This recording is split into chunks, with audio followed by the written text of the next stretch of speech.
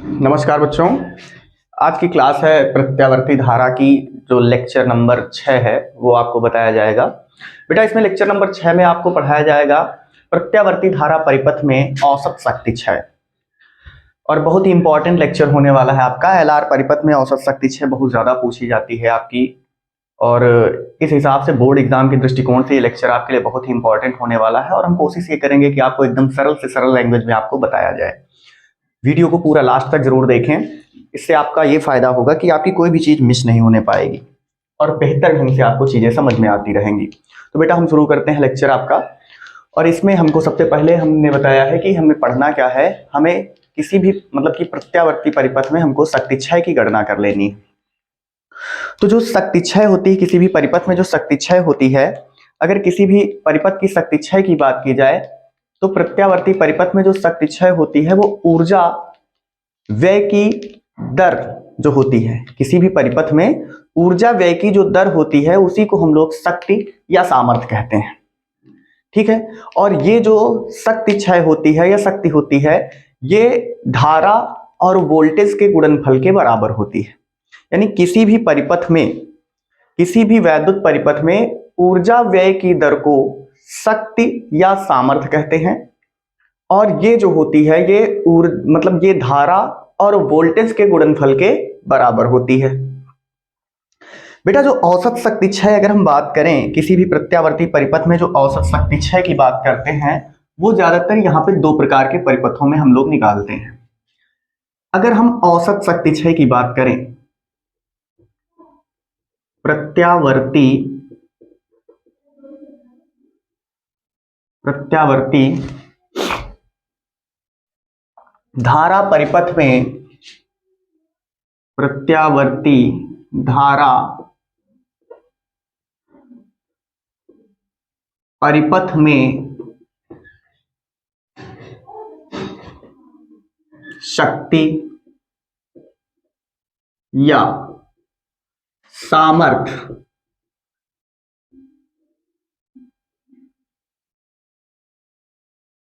शक्ति या सामर्थ्य।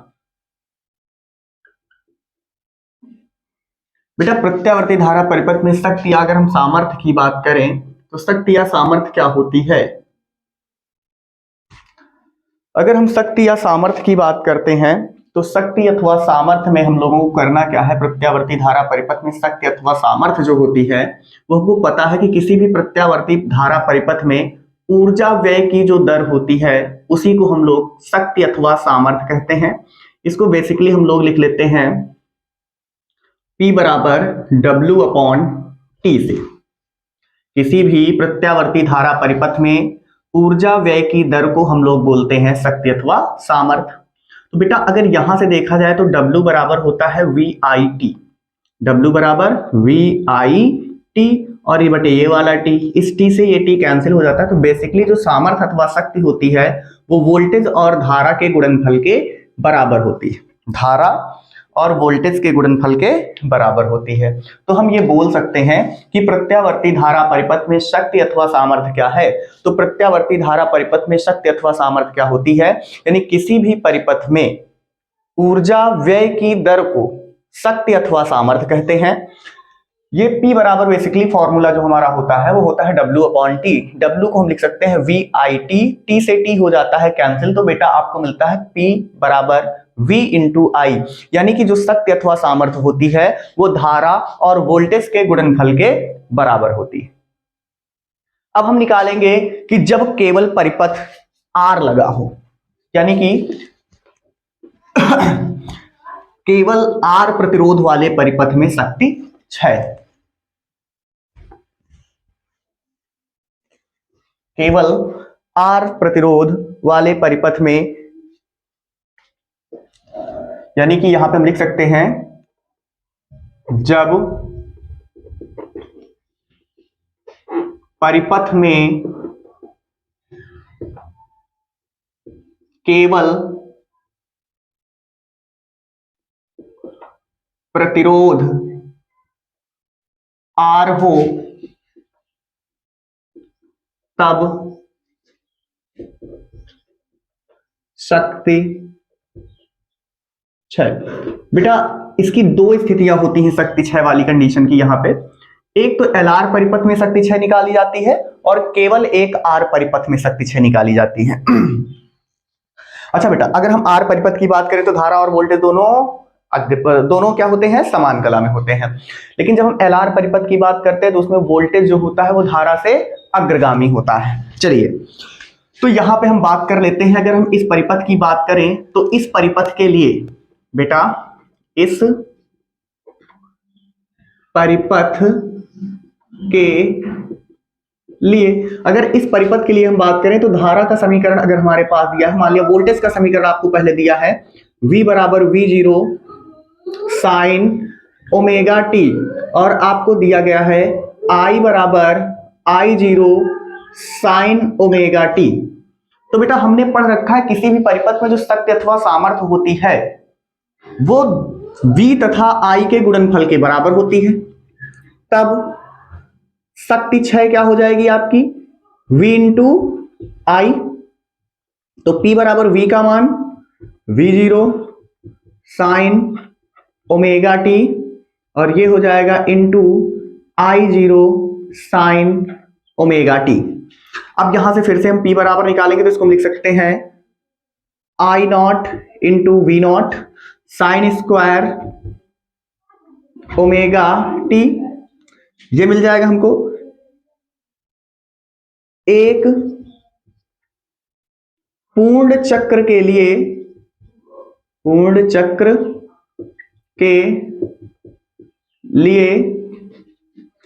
साइन स्क्वायर ओमेगा टी बराबर 1/2 होता है।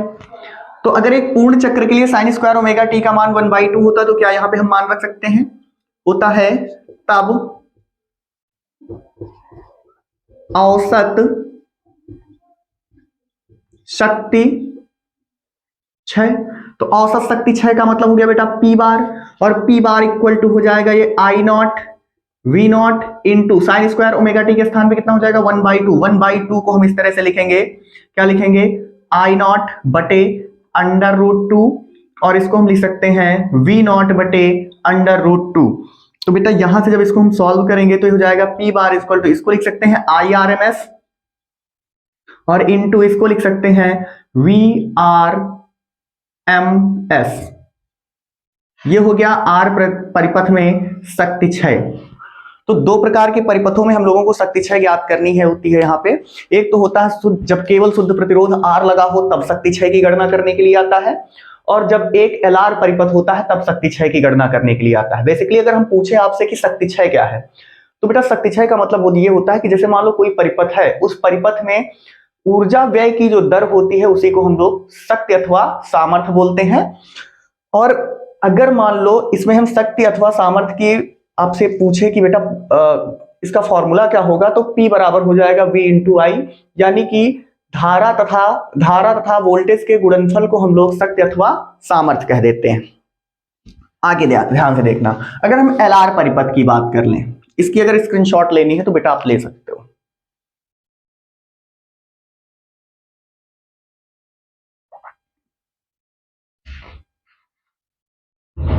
अब बेटा हम लोग देखेंगे LR परिपथ में शक्ति 6।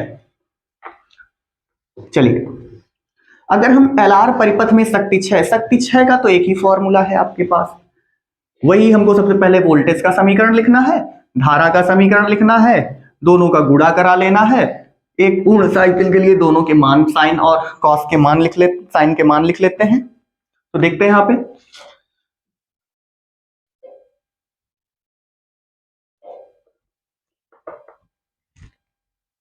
यहां पे पूरा ही है, साफ कर लो आप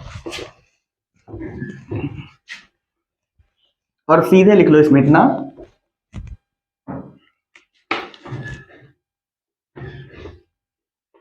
LR परिपथ में शक्ति 6। बेटा अगर LR परिपथ में हम शक्ति 6 की बात करें तो LR परिपथ में शक्ति 6, तो LR परिपथ के लिए सबसे पहली चीज तो हम समीकरण लिखते हैं इसमें वोल्टेज जो होता है वो धारा से 90 डिग्री अग्रगामी होता है, लेकिन यहाँ पे 90 डिग्री की हम लोग बात नहीं करते हैं, केवल ये बता देते हैं कि हाँ वो कला में अग्रगामी होता है कौन, वोल्टेज। तो हम सबसे पहले धारा का समीकरण लिखेंगे, तो हो जाएगा I बराबर इस परिपथ के लिए, इस परिपथ के लिए, तो I बराबर हो जाएगा I0 साइन ओमेगा टी, और यहां से अगर हम V बराबर निकालेंगे तो ये आ जाएगा हमारा V बराबर V0 साइन ओमेगा टी और प्लस का फाई। क्यों? क्योंकि यहां पर जो वोल्टेज होता है वो कला में धारा से अग्रगामी होता है, तो हमने क्या बता दिया कि यहां से 5 डिग्री कला में वोल्टेज अग्रगामी है।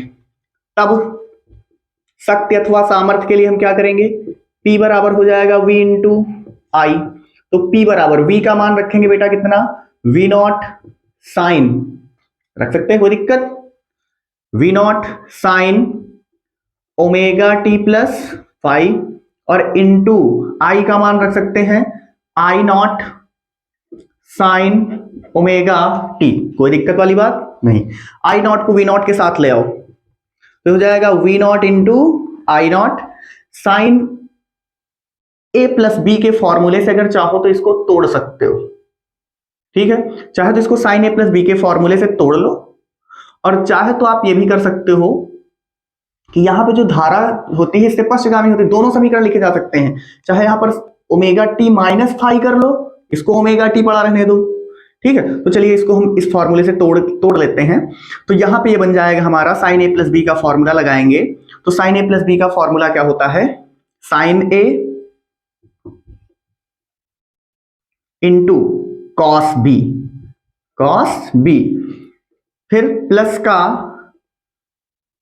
कॉस ए, कॉस ए का मान बेटा हो जाएगा कितना, ओमेगा टी, और इंटू साइन बी, ये बन जाएगा, इसको साइन ए प्लस बी के फॉर्मूले से हमने तोड़ लिया, इंटू ये आई नॉट तो पहले आ गया, अब बचा कौन, साइन ओमेगा टी, तो P बराबर ये हो जाएगा V0 I0 यानी V0 I0, और यहां से इसका अंदर गुणा करा देंगे तो ये बन जाएगा हमारा sine square omega t cos phi, और प्लस का यहां पे बन जाएगा cos omega t sine omega t, और इंटू साइन फाई। अब बेटा देखो, अगर इसको हम थोड़ा सा हल करें तो ये हो जाएगा हमारा P बराबर V0 इंटू I0, और ये बन जाएगा हमारा साइन स्क्वायर ओमेगा टी, सब उसी तरह चलेगा अभी, कॉस फाई प्लस का, यहां पर अगर हम 2 से गुणा 2 से भाग कर दें, 2 से गुणा 2 से भाग कर दें तो ये बन जाएगा हमारा, साइन को पहले लिख लो, कॉस को बाद में कर लो, तो ये बन जाएगा हमारा sign omega t into cos omega t और इंटू साइन फाई। बेटा यहां पे ध्यान देना, ये 2 साइन ओमेगा टी और कॉस ओमेगा टी मतलब 2 साइन ए कॉस ए का फॉर्मूला बन जाएगा, यानी कि साइन 2a का फॉर्मूला बन जाएगा, तो इसको हम लिख सकते हैं P bar equal to V0 into I0, और ये बन जाएगा हमारा, ऐसे ही चलता रहेगा, sine square omega t into cos phi, और इसको लिख सकते हैं प्लस का 1/2, प्लस का 1/2, और इसको हम लिख सकते हैं कितना, ये जो basically 2 sign omega t cos omega 2 T है, इसकी बात कर रहे हैं, तो इसको हम लिख सकते हैं साइन 2a का फॉर्मूला बन जाएगा ये, और उसके बाद इसको हम लिख सकते हैं कितना, साइन 5, ये आपका इतना बन जाएगा बेटा। और इतना बनने के बाद अब देखना यहां पे, एक पूर्ण चक्र के लिए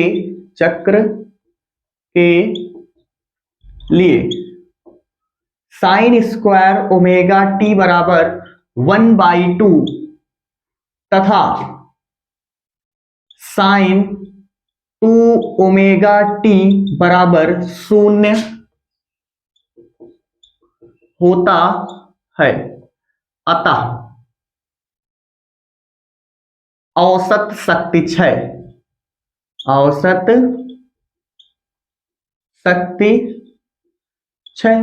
तो औसत शक्ति 6 के लिए बेटा हम क्या करेंगे, P बार इक्वल टू क्या बन जाएगा, V नॉट आई नॉट। बेटा यहाँ पे साइन स्क्वायर ओमेगा टी का मान कितना हो जाएगा, 1/2, ये बन जाएगा इंटू 1/2। आगे कितना है, cos फाइव, आगे है cos फाइव प्लस 1/2 है, ठीक है। साइन स्क्वायर ओमेगा टी का मान बेटा, साइन 2 ओमेगा टी का मान होता है बेटा 0, तो 0 होने की वजह से इधर का पूरा मान हो जाएगा आपका कितना, 0, गुणा में है सारी चीजें, तो ये बन जाएगा आपका 0।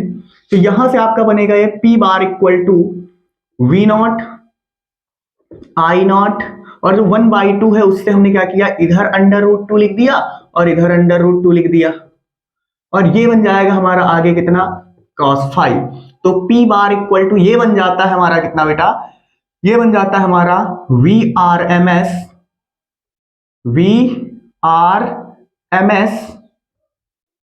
Into IRMS into cos 5। बेटा ये फॉर्मूला बन गया हमारा, ये होती है LR परिपथ की शक्ति 6, जहां cos 5